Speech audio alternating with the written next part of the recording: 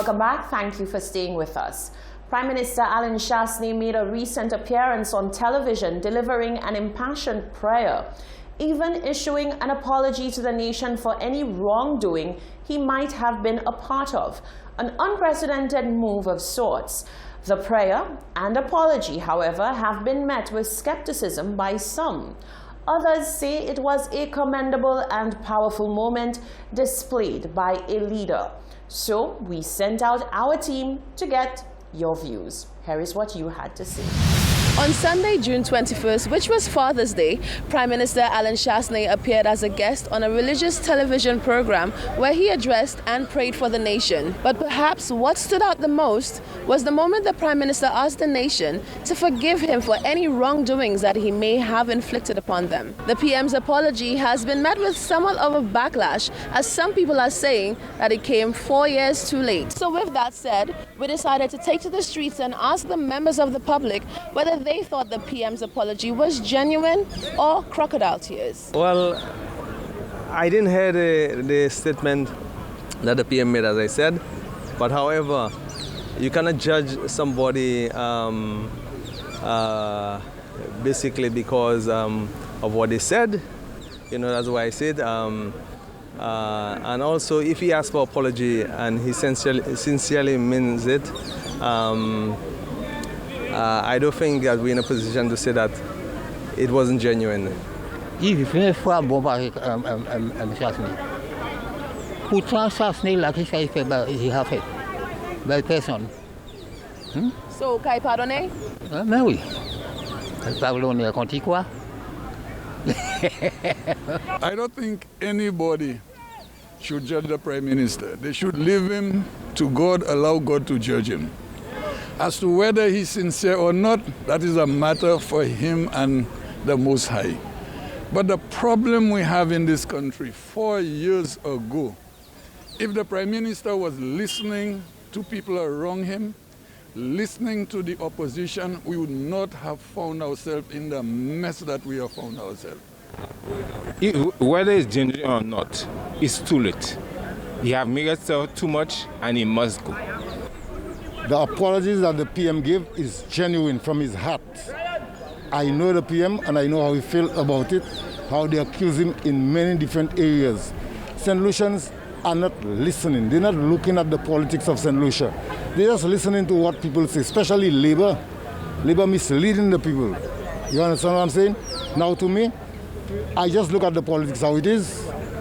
I listen to the media, I listen to news, and then I can make decisions on my own. Whatever I say, nobody never send me and say anything. I am saying what I see. And as I know the PM, he's a very good person. Everything he's doing is for St. Lucia. If I was a PM, I move in on some of them people. Once he apologized, nothing wrong in that. Well, you've just heard their opinions. Want a chance to share yours? Join us next time where you can have your say. Reporting for Hot 7 News, I'm Rochelle Gonzalez.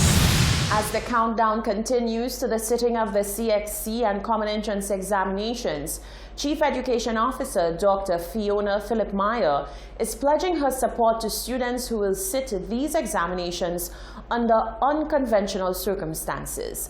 Meyer says she is confident in the ability of students to excel beyond the adversities presented by the COVID-19 pandemic.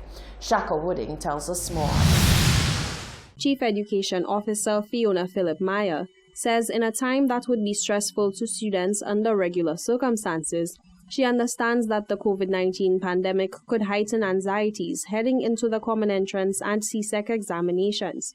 However, she says she is confident that both students and teachers have prepared and will put their best foot forward in the coming weeks. I know that there is a level of anxiety, as would have been around this time of the year.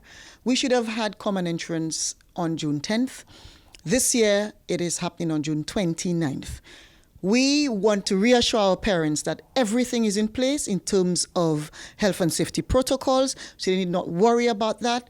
And the fact that our schools have come off in terms of bringing back the students into the physical environment is testimony to that. Again, hats off to our schools, our administrators, our teachers. Philip Meyer offered some words of advice to parents of primary school students who will sit the Common Entrance examination come June 29th. She urges them to exercise greater patience. We want to say to our parents, remain calm with them. Affirm them, reassure them, speak to their ability, speak to their skill. We do not want Common Entrance to be a threat to them, but more an opportunity for them to really show their potential. And as we continue to say, find time as a family to do a relaxing activity prior to Common Entrance. She believes that the adaptations made to the format of the exam, specifically the removal of long answer papers, will offer some reassurance to students. Maya wishes students all the best in their coming exams. Jacko Wooding, Hot 7 News. With the next general election seemingly on the horizon, people over the age of 18 are being encouraged to ensure that they are registered to the eligible voters list in their constituency of residence. Our team spoke with the Assistant Chief Elections Officer, who outlined the process by which people can become enrolled voters and how to ensure that you are registered to the correct constituents. Voter registration in St. Lucia is voluntary. Therefore, no sanctions result from non-compliance. Yet, as explained by Assistant Chief Elections Officer Olympia Lionel, this is a critical step if a person intends on casting a ballot at the polls of the next general elections. Lionel describes registration as a simple process, which once completed, permanently places a person on the voters list unless there is a valid reason for cancellation. Our first and our whole focus at electoral is to ensure that once the person has reached a prescribed age, they come into our offices to be registered. Once you're 18, the requirement to register would be your birth certificate and a letter from NIC. Thereafter, you've been issued with your ID card and you would be on the voters list. Lionel noted that an individual is only eligible to vote in the constituency where they have declared residence during the registration process. She says if a person changes their residence post-registration, that individual must first declare their new residence with proof of long-term settlement in the new constituency before they are placed on a different voters list. Once you register that in one constituency, in order to vote in another constituency, you would have to come to electoral to change your address. And to do so, you would have to show proof that you've been living in that address for a period of 2 months. Once you walk into our offices with the proof, our Castries office and our Viewfort office with the proof and your ID card, your address would be changed. The voters list is posted twice annually and can be accessed at public facilities in all 17 constituencies.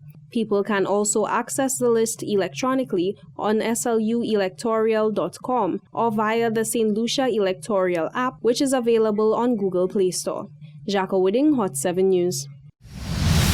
The public health, offensive and hazardous trades regulations have stirred much debate and become an issue of contention in society, with many people questioning the timing of such legislation as well as the reasoning behind it. The executive director of the Chamber of Commerce says the legislation is not new. However, a few amendments have been made.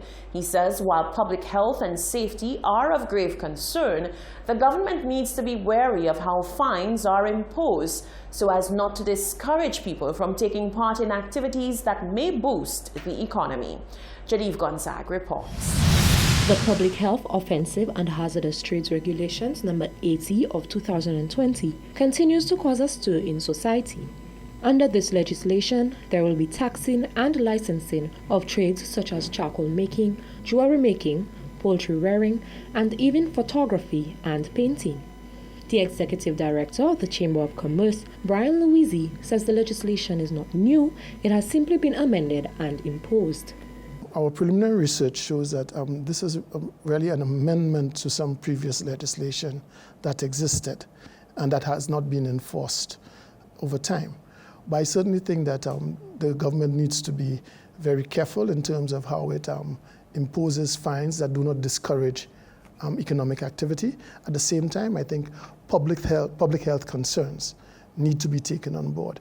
The health of the public in terms of slaughtering of animals, certainly I don't think it is a good thing for us to just say it is all right for any and everybody to do. Louise says the fact that certain jobs or activities are traditional does not mean that they should not be held to a reasonable and proper standard. However, he says the government needs to ensure there is a proper process for the implementation of legislation of this magnitude, given that it will affect the livelihoods of working class people. I'm not sure how the government intends to enforce it, but you will certainly admit that a lot of times we have regulations that are not enforced. And so we have to look at that. The other thing is that I must say that the Chamber's approach to it is that we are looking at the legislation and I've invited a couple of members to make comments to show where their concerns are. We certainly do not want regulation that restricts economic activity. We think regulations must encourage behaviors that you want. It must support, but also provide the help so you could meet high-level standards.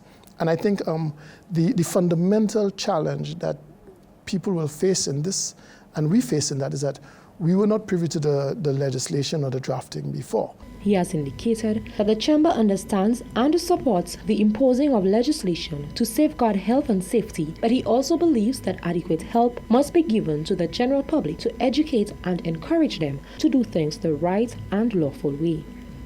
Reporting for Hot 7 News, I am Genevieve Gonzalez. The president of the International Men's Network, Andre Barry Innocent, is speaking out against the misandrist trend which appears to be taking over the celebration of Father's Day every year. Innocent says this annual commemoration should be used as an opportunity to uplift men and encourage positive behaviors in future generations of fathers. An attack on patriarchy has manifested itself once again with the observation of Father's Day 2020, as it becomes increasingly fashionable to reject and castigate fatherhood on this day.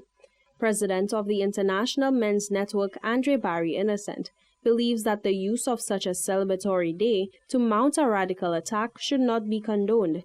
However, he notes that he understands why such backlash would be mounted. I think it's a matter of the hurt they feel. You know, they may feel let down if their father is not there for them in a way that they suppose is their right to have. They may feel wounded and hurt, and it can manifest in that type of behavior where they may even feel have a malignant approach to the father. In spite of these issues, you also have some other stories where fathers are present, where you have good fathers. I know many good stories of many good fathers, fathers that will be there for their children, fathers that if the child is in a football team, cricket team, they're out there cheering them on, good boy, good boy. If the young lady is in netball or doing well at school, you have the father to be providing an emotional support and say, well done, my daughter, well done, which provides that emotional support. Innocent says he is cognizant of the fact that single mothers have achieved great things and can raise outstanding human beings. However, he believes that the impact of a father or a father figure has been recognized to aid in the development of both young men and women. He says the issue of absenteeism appears to plague men of generations gone by. Innocent calls on mothers who are raising young men to instill the correct morals in their sons so that better will be characterized of men in future. If the father is not in the house and the mother is there, I think it's important for the mother to bear in mind. I know she's going through the pressure of raising this child on her own than the father, but I think it's necessary for her to realize that she's raising somebody's husband and she's raising somebody else's father. Because she must teach him, even if the father is not, that she must do her best to teach him the ways of a man. Tell him, okay, a man has to be responsible. A man has to be strong, you know. And yeah, your dad is not there, but I'm telling you as your mother that this is how a man's supposed to behave. He has to be strong. He has to provide leadership. He has to be disciplined. He must be hardworking. And she must make sure she instilled in this boy what that the father would have given him. He says rather than seek to start war between the sexes, emphasis should be placed on how they can play complementary roles to each other. Jacka Wooding, Hot 7 News. This is the Hot 7 TV Nightly News. Stay with us. There's more coming up after the break.